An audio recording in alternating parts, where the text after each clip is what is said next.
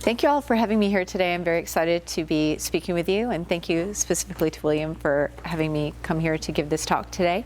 I'm a certified clinical hypnotherapist. I also have certifications as a transpersonal hypnotherapist and an interpersonal hypnotherapist. I have a practice located in downtown Charleston.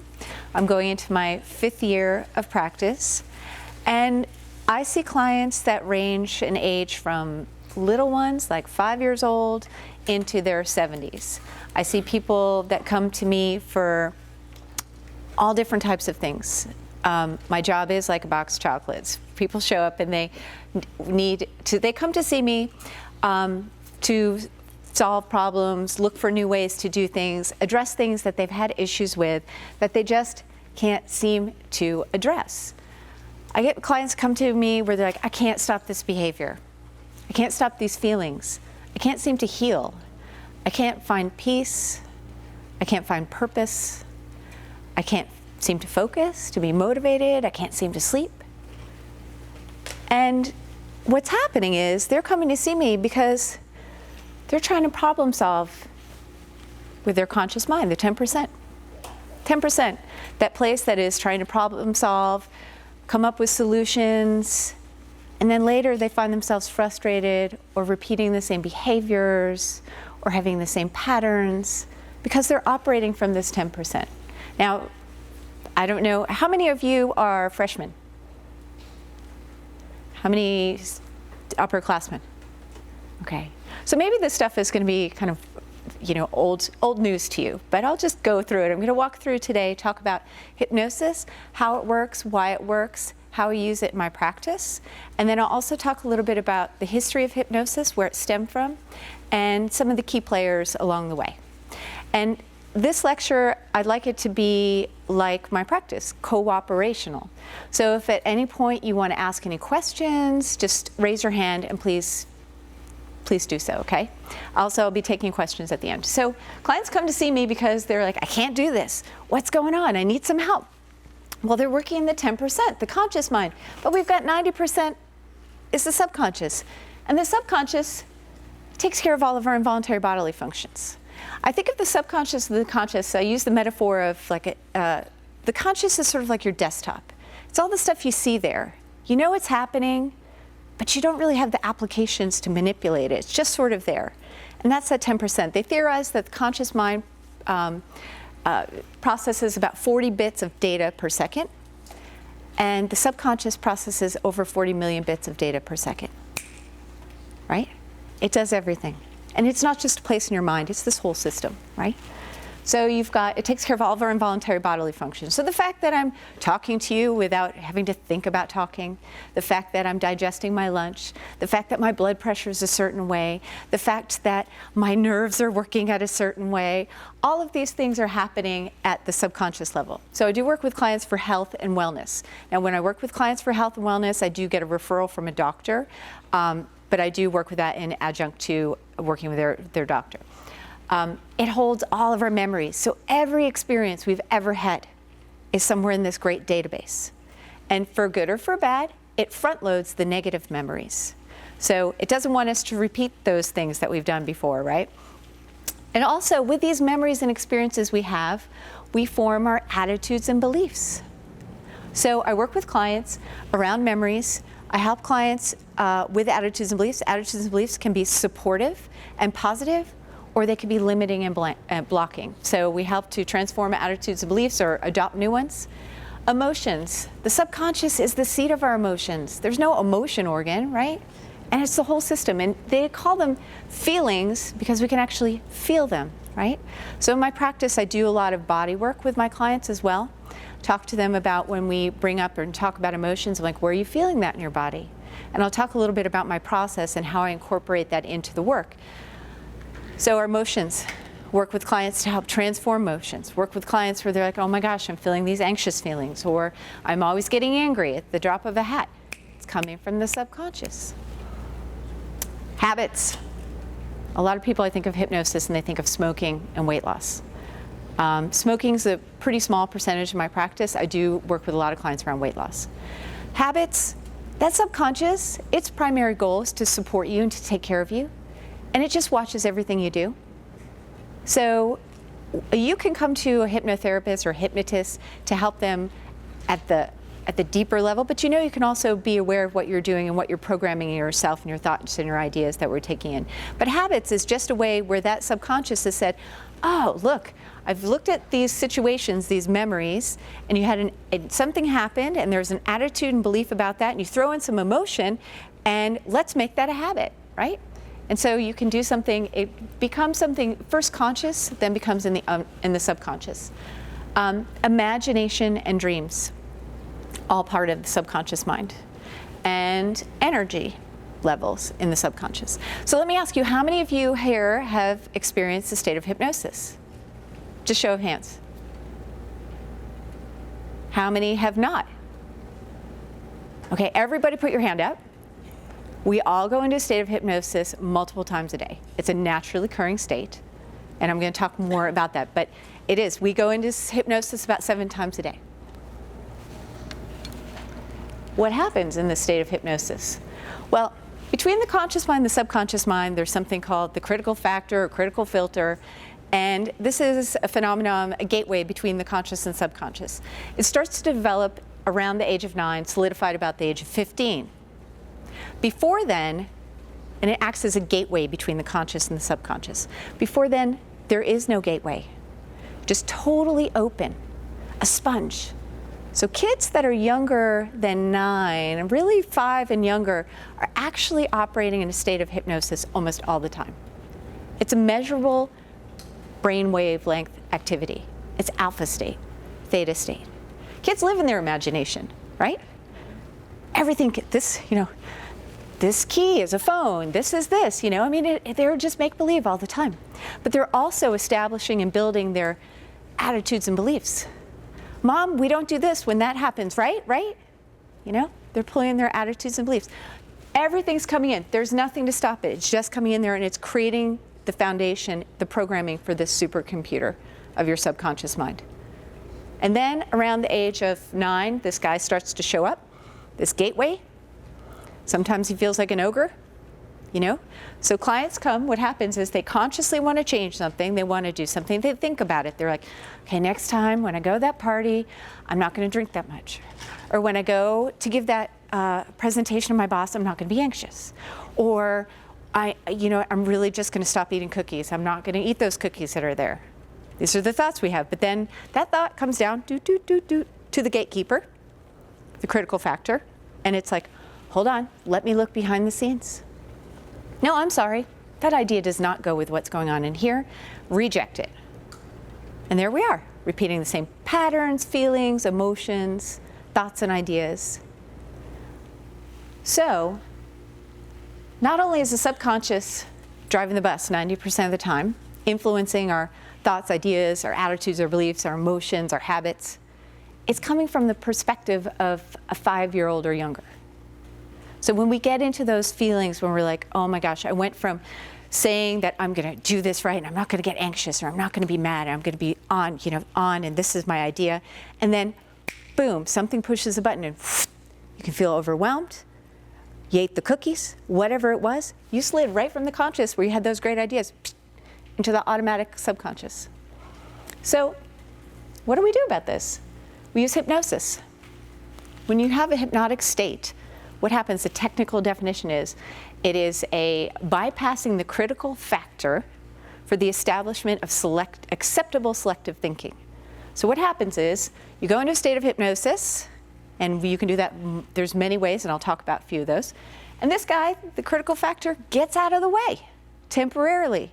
So you're more open to receiving suggestions so that you can transform things at a deeper level, so that you can create new neural pathways, okay? So we use hypnosis to create this state. And we go in and out of the state of hypnosis naturally. When you wake up in the morning, right now here we're talking, and unless you're daydreaming, if we're talking here listening, we're all probably in a beta state, a beta wavelength, right? When you shift and you start to wind down at night, you go to an alpha state, right? When you go to sleep, we have delta, really deep, and then there's REM. And REM is that place where we have dreams, right? It's when we're processing. And you guys were just talking about the class before how important sleep is, right? That's when it cleans up the computer. It takes care of things. It also gives you thoughts and ideas and helps you process things. And it allows the body to go to a state of healing. We can't be in beta state all the time. It's unhealthy. And when you're in a beta state more than you should be, that's when you have elevated cortisol levels. So using hypnosis, practicing hypnosis and or meditation allows one to manifest that alpha state. And if you practice, or you could go to a theta state. And when that happens, it's a natural state of healing. Side effects are better sleep, lower cortisol. And it doesn't matter what kind of suggestions you're listening to or work, but just achieving that state helps for healing. In fact, interesting, there's a, when they put in, do an organ transplant, they'll actually purposefully up your cortisol levels so that the blood, because when our cortisol goes up to your arms and your legs, right? And it doesn't attack the organs. So when you go into an alpha state, it allows all the stuff to come back and take care of the organs and heal the body. Now, so hypnotic state, there's, I'll give you a perfect example of when we go into hypnosis. So we do it, things, you can do it if you like to run, if you like to do art, if you like to, those things where you're in the zone, you're in a state of hypnosis. You go into an alpha state. It's focused awareness. Now, sometimes that comes with deep relaxation. Other times it can just be that, you know, you're in that place, right? If you go to, I'll give you a perfect example where the conscious and the subconscious is working. You go to, or like this, maybe not this room so much, but we go to a movie. You walk into a movie theater. You come in, totally in the conscious mind. You're like, which seat am I going to take? Where am I going to sit? What's the best seat? How far am I from the screen? Sit down. Pretty soon, gets dark, focused awareness on the screen, right? And what happens is we get suggestions. We get keys, music, the titles, the action starts happening. Pretty soon, we're in a state of hypnosis. It's suspended disbelief.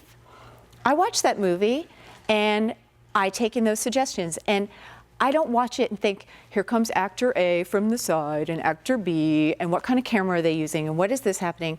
No, I'm just there and it becomes real. You're entranced for 2 hours. You are in trance.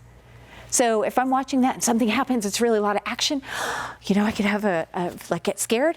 My blood pressure could change in involuntary bodily functions, right? Based on suggestion.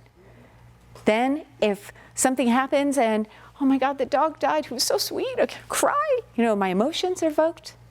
If it has something, if this movie really resonates with my attitudes and belief systems, I could get out of that movie and be like, you know what, I'm gonna quit my job or I'm gonna do this, it's inspiring, right? Changes.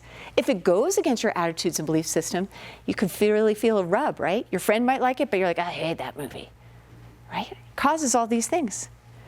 You're in a state of hypnosis. So we go in and out of hypnosis all the time. So, and one important thing I would say.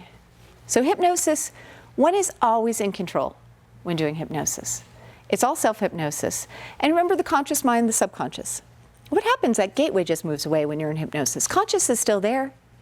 So you'll never say or do something you're not comfortable with. And just like being in that movie, let's say I really cry because the dog has died. My friend says to me, Hillary, you know it's just a movie. I say, yeah, I know it's just a movie. It's the same thing with hypnosis. You're always in control. You're never out of control. You never get stuck, the same way you never get stuck in sleep. These are some of the modalities that I use in my practice. I'll just gloss over these quickly, and if you, at any point, if there's anything that you want to talk about more specifically, I'm happy to do so. But I do take an integrative approach. I'm always about learning and learning new things. I think neuroscience is amazing, and I'm always about learning new tricks that I can use. In my process, my philosophy is I want to give my clients tools every time they leave, whether it's a recording to listen to, or it might be a way to process feelings in the moment, a way that they can connect with their conscious mind by being aware of what's happening in the subconscious, so they don't have those moments of, but you can start to come up. So I work with a lot of mindfulness, meditation, connecting and focusing about what's going on, conscious, subconscious mind. Reframing, I use neurolinguistic programming, and conversational hypnosis, which is a lot of metaphor, to help the client kind of look for new conclusions within the situation, or reframing where they're actually storing those memories and how they're storing the memories within the brain.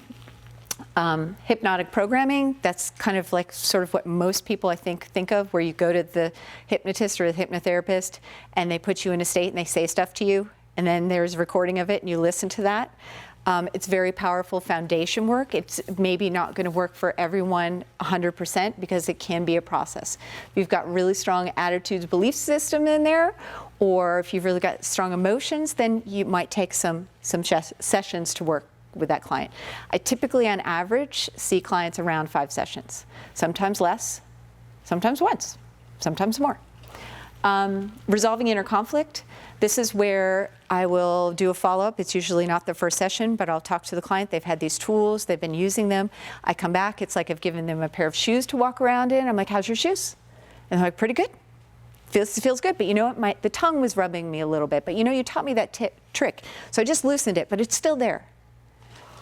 So we talk about the parts of them that are coming up. So if there was a part of them that was stressed, and then there's another part that said, have some candy, you'll feel better. And there's a part that thinks like, oh, now I'm frustrated because I had the candy. So we break down the parts, and we talk to the parts in hypnosis, and they talk to each other, and they find new ways of being, new roles, new jobs that they can do to help that client in totality so there's less conflict. I do resolving inner conflict. I do use regression work, age regression, past life regression, to help go to root cause, to process that. It's kind of like a house of cards. If you only knew now what you knew, if you only knew then what you know now, and bringing that back to realize that they are safe, they are sound, they are loved, that you can start to let go of some of those feelings that are the root cause. I do something called breath work, which is circular breathing, and it causes an altered state. It's a very powerful tool. It works at a physical level, and it works at an emotional level, and then eventually it brings a memory to surface and we process. And okay, so let's do a little quick experiment together. Or I should say experience together. Okay, let's all close our eyes. And I'd like for you to just imagine, sense, or feel as if I've just walked into the room and I'm holding a platter, and on this platter is a big, juicy, sour, yellow, ripe lemon. And I cut a big wedge out of that sour, juicy, yellow, ripe lemon, and I give it to you, and you take it up to your mouth, and you take a big bite of that sour, juicy, yellow, ripe lemon, whether you like the taste of lemon or not. And that juice goes all down your tongue and your throat, that sour, sour, juicy, yellow, ripe lemon. Okay, we're gonna open our eyes. And so anyone experience a physical manifestation? Yeah. How about see the lemon? Yeah. Smell the lemon? Right? So how long did that take? A few seconds? Power of suggestion, right? And imagination. Using your imagination. And people work differently. Some people are going to be more kinesthetic. Some people are going to be auditory, visual. But you just, in a very short period of time, you had some of us had a physical manifestation of something. It's pretty amazing, right? So this all sounds logical, right?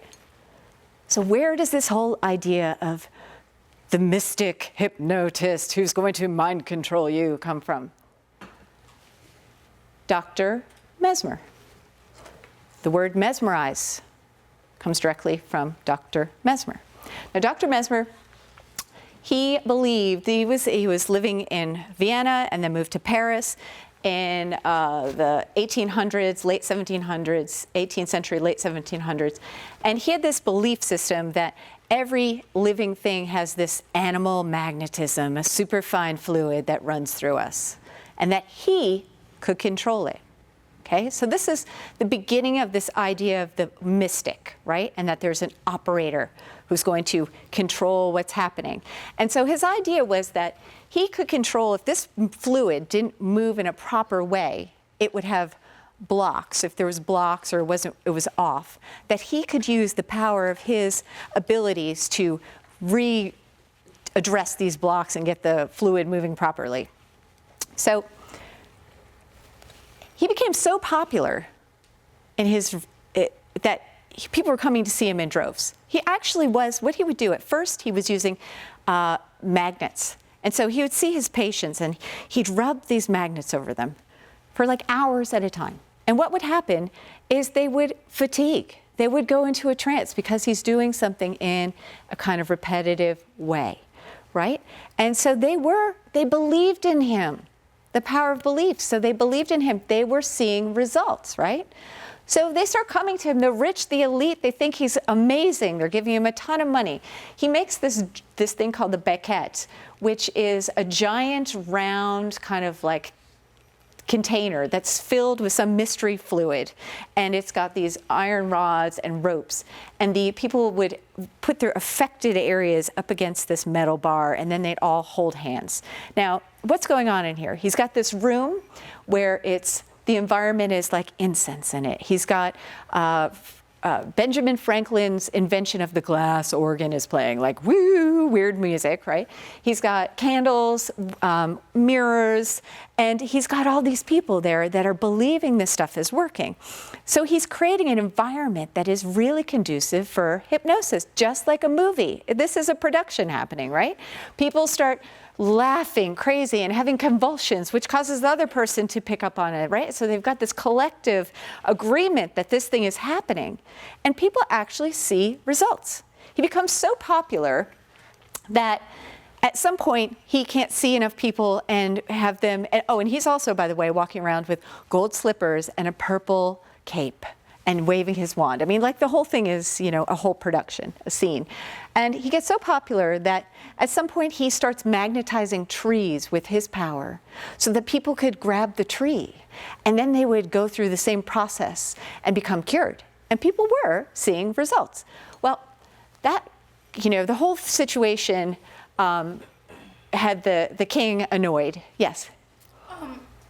So is this like the big, what was it called? A what? A baquette? But yeah, that. Is that kind of like the beginnings of, so like a sensory box or something? I don't know, where like there's like the fluid and you get in it and like you float for like, what is that thing called? Yeah, I know what you're talking about. That, yeah. Is that what it is? No, they're actually on the outside. They're not on the, the whole thing is that he could have a purple cat and tell people that the purple cat is what is going to cure them. He just made this thing that looked like this and it has fluid in it. So it doesn't really have anything to do with the object. It has to do with what they're thinking. And the fact that they're there as a collective unit, they're going into a state of trance. There's, all these things that are creating this environment, just like watching a movie, right? Hollywood does this, but in a different way, okay? So the king is annoyed, King Louis, and so he creates a royal commission with luminaries like Benjamin Franklin and Guillotine that get together, and they are like, all right, we've got to find out what is going on with this animal magnetism and mesmer. So they actually create the first ever placebo-controlled medical experiments.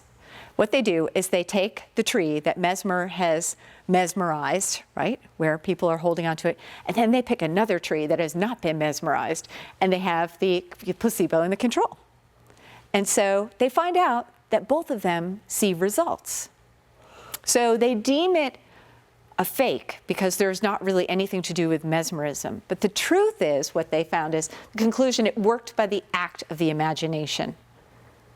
And again, that's where the subconscious lives and our power of our beliefs, right? So he was healing, but it just wasn't for the reason that he thought.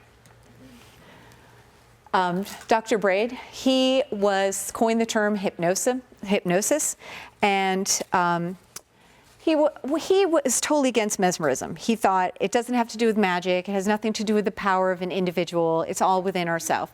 And through his experiments and research, he found that by doing ocular fixation, by staring at something in a certain manner, it will cause stress in the eyes, which will put you into a sense of trance, which is why the whole look at my watch, right? I don't do that, but it's because you're looking at something in a stared way. And so he went on to write a book, one of the first book on hypnosis, and it was more from a clinical standpoint and nothing to do with magic and mysticism. Dr. Esdale, he was a Scottish surgeon who went to Calcutta and was working in the poorest conditions. It was at a time when there was no anesthesia. And he was working on people that were prisoners he was working with to do surgery. And he had, because of the things that were going on with this particular disease, it was causing these huge tumors. And a lot of these patients, believe it or not, had tumors in the scrotal area. I mean, like, talk about like the most painful thing, enormous tumors. So he was looking for a solution, like, how can I do with this? How can I address this where I'm going to try to bring some kind of comfort to this situation? Because this person's going to die if they don't have the surgery, but they're going to die if I just do it without any anesthesia. So he finds a mesmer pamphlet. And he says, he talks to his associate, he's like, do you know about this mesmer? No. All right, have you done this before? No. All right, well, let's try it. So they take the prisoner with the tumor, and they perform these techniques from this pamphlet on him. And they do it for hours and hours and hours until they, through testing, that he has created actually a hypnoanesthesia based on this kind of like deep trance this person has entered. And he performs the surgery. The person lives, he heals quickly, and he goes on to perform 300 major and 1,000 minor operations using hypnoanesthesia techniques that were based on this pamphlet from Mesmer.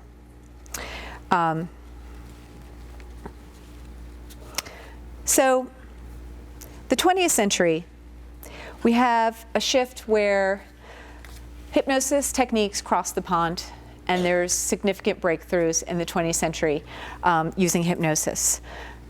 And it became more popular to the layman, hypnosis. So who's heard of the Mayo Clinic? Okay. So I'm going to tell you a really interesting point about the Mayo Clinic. So over here we have Dr. Monroe, and he was from Omaha, Nebraska, at a time when ether was used, okay? Now, if not used correctly, you would die from the ether, okay? So you can imagine he had a lot of nervous patients that were going to go into surgery, and frankly, were just so anxious. So he found, he'd discovered through, you know, as I said, the books and things that he was studying about hypnosis. So he'd use hypnosis techniques and a pre-talk before the surgery. He'd get them into a light trance, and he'd tell them, you're going to do great. You're going to heal well. It's going to be fine. And you know what? He got results. They healed quickly. And he started to test it, and he started easing back on the ether. And he found that he could use less and less ether and have the same kind of results. Therefore, putting that patient in a safer place. And they'd heal better. They'd heal faster. So he takes his findings, he performs about 100 consecutive surgeries using this technique, and he creates a white paper. Now you can imagine it's not the internet age, right? So he gets in his carriage and he goes around the Midwest and he meets with doctors and he presents this paper. And some people think it's bunk and they don't want to pay attention to it, but you know who doesn't is the Mayo brothers. And they have dinner with him after, and he talks to them about his techniques. They leave. That night they go to the hospital and they share these techniques with Anne McGraw, who's their #1 nurse who does most of the anesthesia administration. And they teach her the techniques, and they start that night #1 of 17,000 deep abdominal surgeries without a single death due to the anesthesia using these hypnosis techniques. And they become hugely successful.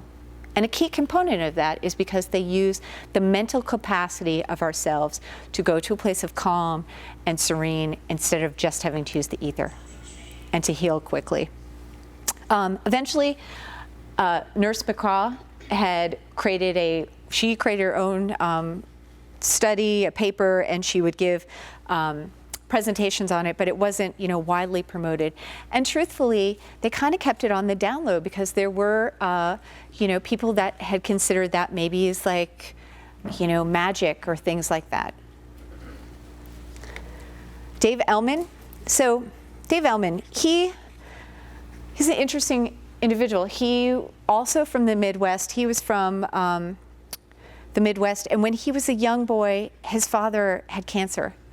And the last couple months of his life, he was in so much pain that he couldn't really spend any time with his father. His father was just off in the room, and he wouldn't get to see his dad. And then he remembered that this mysterious doctor came to visit him, who was friends with his dad. And people theorized that it's Dr. Monroe, the one who taught the Mayo brothers. And after seeing, he was a hypnotist and used hypnosis, and after he saw his father didn't recover from the cancer, but he was in enough comfort that he could spend the last couple weeks of his life with his family, spending time with them. And that really inspired Elman to want to learn more about hypnosis. He started to get every book that he could. Then I'm talking about when he was in high school. And he started to practice techniques on his friends and his colleagues, or his students, fellow students.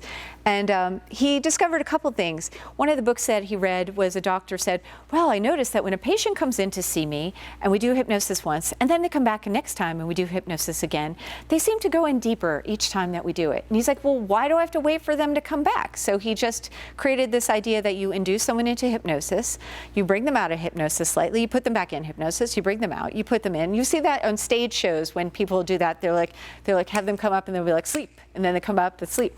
So he took this idea and brought that into this idea of fractionation and deepening by reinduction. He also, at this young age, he went and sought out an eye doctor to talk about, what is it about the eye and how it fatigues and causes trance. And so what he learned was that the eye evolves to see in a jumping pattern. Right? It's not about smooth. So when you do something that's smooth and have a fixed focus on that, that also induces trance, which kind of makes sense with that whole mesmer thing when they keep passing the same way in a smooth manner.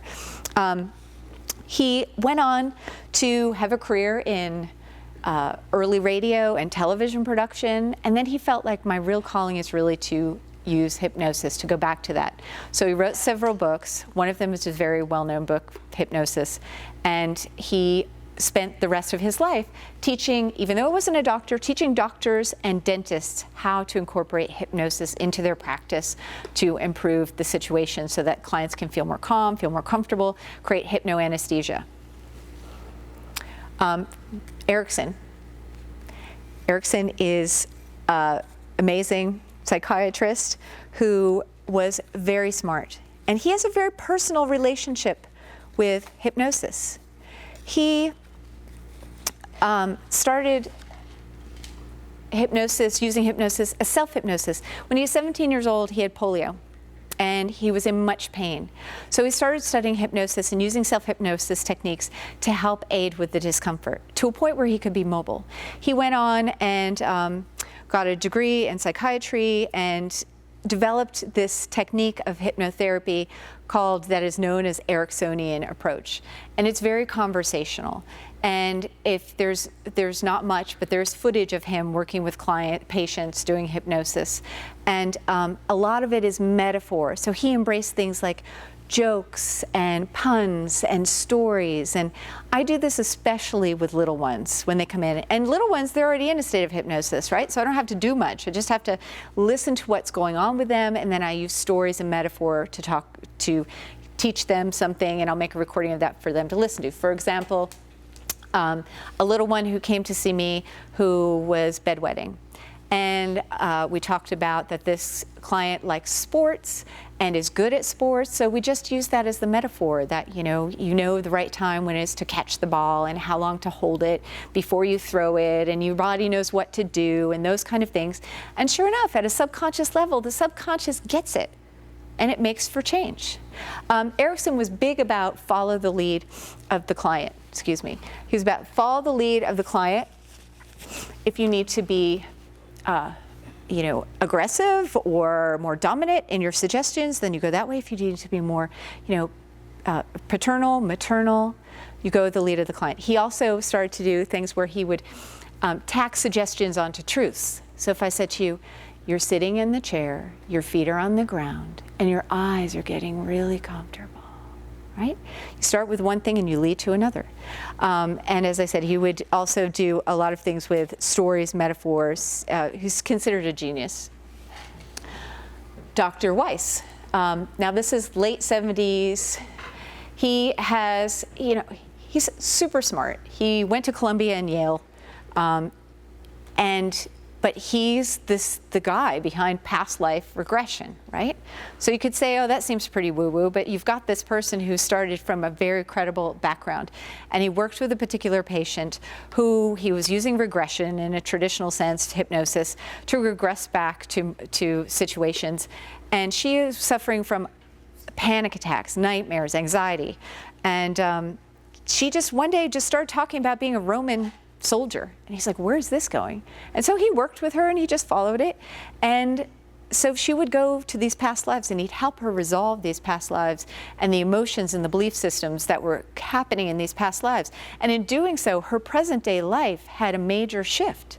She didn't have the anxiety. She felt more confident. She felt like she was just her true self. Now, past life regression, you know, if you believe in this idea that the soul stores all of our subconscious, soul stores all of our memories. And if you believe that you could incarnate, then in theory, you could take memories from a past incarnation. Or if you just believe that the mind will make up stories and metaphors that will help you heal, then that's okay too. But it does work. I've seen it in my own practice. It's not a majority of what I do in my practice. Most of the time I have clients that want to do this because they want to do it like more as like tourism, you know, like I just want to see where I was and what I was doing.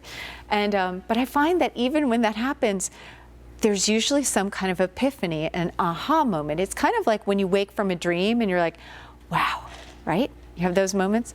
I had a client come to see me and he was really upset and he's like, I want to come and do this. So we did this past life. He was super specific. He's like, I'm in 1815 and this is happening and this is happening. And it was very emotional. He's like, oh, I'm like, what's happening now? He's like, I just met this woman and I love her so much and she's so lovely. And then we move forward and then all of a sudden he's like, oh my gosh, so emotional, like gonna come out of the chair. I'm like, it's okay, what's going on? He's like, she died, she left me. And then in the past life, you pass over and you go to heaven and you meet with God and you meet with who's ever there to greet you. And he's all of a sudden crying, so joyful. And I'm like, what's happening now? He's like, she's here with me. I am here with her.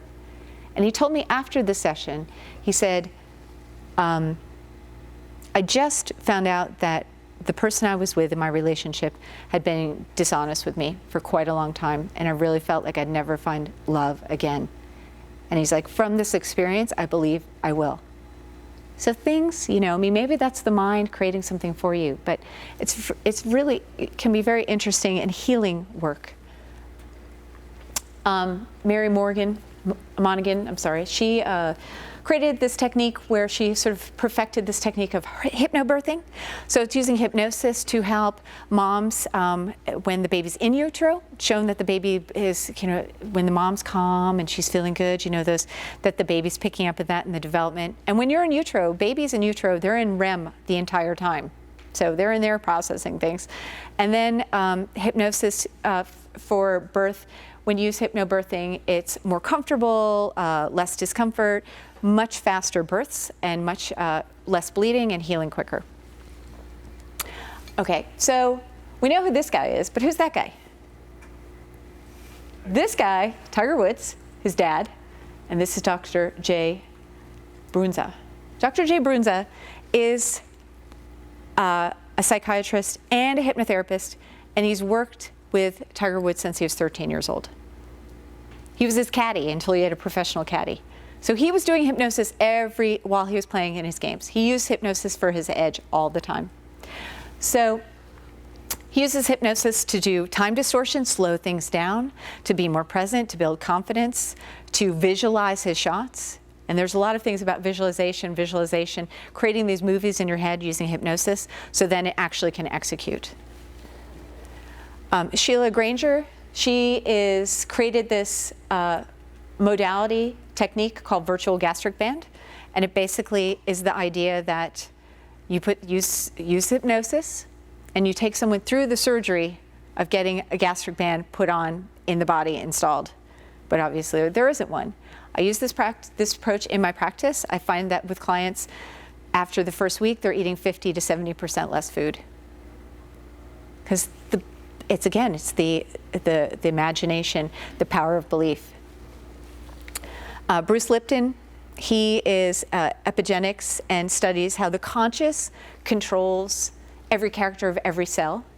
And he's a huge supporter of hypnosis and healing.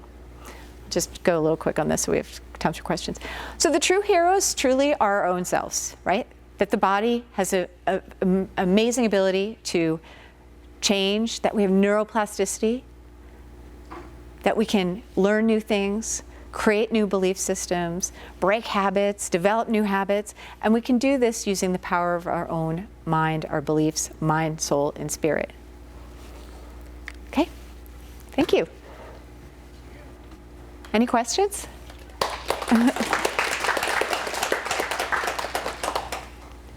Questions are welcome. Yes. You said that someone has went back to a past life that they felt like they lived at in 1815. Would that be the same as sometimes you have like deja vu, like you've been in a situation before and Right. you feel like you've been here or you've met someone before? Would that be similar? Sure. So the question is, is a past life this kind of similar sense of deja vu or those kind of things?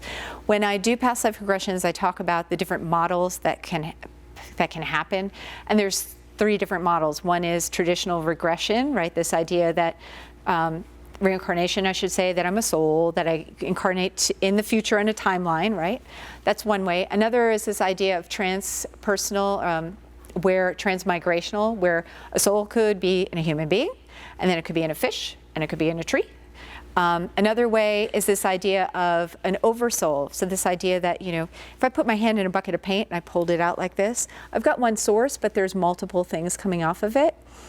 So to answer your question, I don't know factually. I mean, I think that there's interesting things to think about, that, like that idea of the oversoul. So you could have different sort of a soul living kind of in different people at the same times in the same time periods. And I've seen that, and I talk about this stuff in the upfront. So if I have a client, and I've seen it, I've had a client that's like, I feel like I'm a horse right now. I'm like, okay, trot around, and then we'll move forward, you know. But they never, you know, act like a horse, right? But they're just like, I feel like I'm in this. And I've also had clients where they're like, I feel like I'm in the 80s and I'm a 12-year-old kid. But they were alive at the same point, so that doesn't make any sense. Who knows? Maybe it's all metaphor. Maybe it is connecting with some deep memory. Maybe it's a deep memory from a movie you saw when you were a kid. It's whatever, though. Your computer's like, I'm serving this up to you. It's the same. Why does it serve up certain dreams, right? So I do think, though, that there's times when I feel like, for me personally, where I feel like, oh my gosh, I totally had this thought where I was supposed to do something, and then it's gone. I don't know. Maybe that's my oversoul doing something over there. But But I have another question. Yeah. Well, when I was a teenager, you know, like at different aspects, even from childhood, I would have experiences where I don't know if I was dreaming or I would be able to see everything going on in the house, you know, or even in someone else's house. Right. Like I was out of my body and I was looking down on myself and my parents sleeping. And then there were a couple of instances where I did get out of my bed and walk into their room, but I was asleep. Right. So I'm trying to figure out, like, and it stopped, like, I guess when I turned 12. Right. But I still remember those things. Right, and you know, there's people that practice really deep levels of meditation where they have outer body experiences and that they use them to, you know, and there's ideas that the military uses as kind of techniques to, I mean, who knows? There's so much stuff. I think that the power of the mind and our abilities, if you look at, there's an organization called Heart Math. Are you familiar with that? They do amazing things. There's a movie on Netflix called I Am. If you have Netflix, it's really good. And they go to the lab and they show things. But for example, they do an experiment where they put the electrodes on somebody and they flash like puppy, car accident, and they watch how the brain reacts to those different stimuli. And pretty soon they will say the brain will react to what's going to be the car accident before they even show the car accident. How's that happening? They did an experiment where they have yogurt in front of a person and they've got electrometer to the yogurt, and the person starts exhibiting emotions. The yogurt is initially at 0, and then it goes meh. So there's a lot of things I think that we don't know yet. Any other questions? Yes. Is this the kind of thing, like the repetitive thing? Is that why a lot of people are like really into music because it has like the repetitive and like when people are like, oh, I'm so angry, I'm gonna go listen to music, and like it calms them down. Yeah, so music can definitely be a stimulant, or not stimulant, stimulate the state of that hypnosis state, right? And it could through trance. And in fact, early tribes would use drums to create trance, right? And they would use drums and chanting to create that trance state. So yeah, that's a good example. Yes. How does it help with pain management for people like with autoimmune diseases where stress is one of the number one things that can cause flares? Right. So I approach that a couple ways. First of all, I always have a referral from the doctor, but I would work on it from multiple approaches. One way that I can do, which is helpful, but I think it's more of a Band-Aid, is I can teach clients how to self-hypnosis and do their own management of that. So for example, teach them ways that they can put themselves into hypnosis, or I might create a recording for them to listen to. And then they could visualize, sort of like their body as like a control room, and that they have a dial that can dial down discomfort, that could bring in, if they have the discomfort in their abdomen, if that represents like a red is that discomfort color, and they find a color that is cool and soothing, and they can paint that into there. So that can help manage discomfort. But I see a lot with my clients that it goes to what you're saying, the stress, the emotional things, and secondary gains, right? This idea of if you have something, you're doing something for some other reason. I see this often with pain, and it's often not at conscious level. So I had a client that was seeing me. This client had fibromyalgia, and about once a month was in the emergency room, for really, painful. And so I taught this client how to use that technique of dialing down that, and that was good to help manage it when it happened. But then we started to really get at the root of the cause and discover this has to do with anxiety that's around social anxiety, and that's helping her feel more confident and comfortable in those situations, as well as helping her find her voice to communicate that I don't want to do this, or I'm only going to do it at this level, and this is my comfort zone. And when she could do that, that was the real tool. Because she was manifesting that pain, those flare-ups, because she didn't want to go to something or participate in something. Now, you were saying that you take referrals from doctors. So what would make a doctor recommend one of their patients to you? Well, my practice is quite young. I've been in practice going into my 5th year. So, as I'm working with more clients and they're talking to doctors and they're seeing the results, then I'm getting refers that way. But I'm talking about when a client calls me up and says, I want to work on this and this, and if it's a diagnosed disorder, whether that's psychological or medical, I always need a referral before I will work with them. So I'm asking for a referral to talk to their doctor to give to me. Okay. I was told for myself, I have lupus as well, which is very close to the fibromyalgia. So I was just trying to think, okay, if I contact my rheumatologist, my lupus doctor, exactly what do I need to say in order to get him to send a referral? Right, and it's mostly, especially with pain, I don't want to, if somebody comes to me and they're like, I'm having these headaches all the time, and I teach them these tools, and then they're covering something up that really is an issue, I don't want to do that, right? So it's mostly for your own safety. I want to make sure that you're safe, that the doctor knows that this is an adjunct, that I'm helping you to manage those stress levels, things like that. But even just right now, you practicing meditation and or doing any kind of hypnosis to relax yourself, that's going to start to help, because we know cortisol raises and then it makes everything so sensitive, right? Yeah. Yes. So is this practice used to help with repressed memories and stuff, and post-traumatic stress disorder? Is that? Do you work with that? I do. And again, if someone is diagnosed with PSTD, then I would work in adjunct with their therapist. And my job isn't to go in there and be like, let's fish around and find stuff, right? That's not what I'm to do. But the way it works is, and I don't ever start with regression work. That's something that I do. I try to, I do other things. And then a regression can be very helpful, though. And all I do is I talk about the way you're feeling now the feelings that you have, and a lot of it connects to where they're feeling it physically and the attitudes and beliefs about those feelings. You do hypnosis and you go back to the first time you ever felt that way, and it can be, you know, when they're little ones, and it sets off a kind of like a whole seed of things. It's initial sensitizing events, right? There's an event that happens and it causes a strong emotional imprint. There's attitudes and beliefs that are established along with this event. And that is like, I use like the metaphor, it's like your subconscious is like a perfect little squishy oyster. And then we have this experience, it's like, and there's a little piece of sand. And then something else like it forms another layer. And then like another experience like it, another layer. And another layer. And then those are our pearls of wisdom. And the subconscious wants to front load the stuff that's going to harm us. So that's why I could be in a situation with somebody and they're at a 10 about something and I might be at a 4 about something. Because it's my programming, right? Any other questions? All right, well, thank you so much. It's really been a pleasure. All right.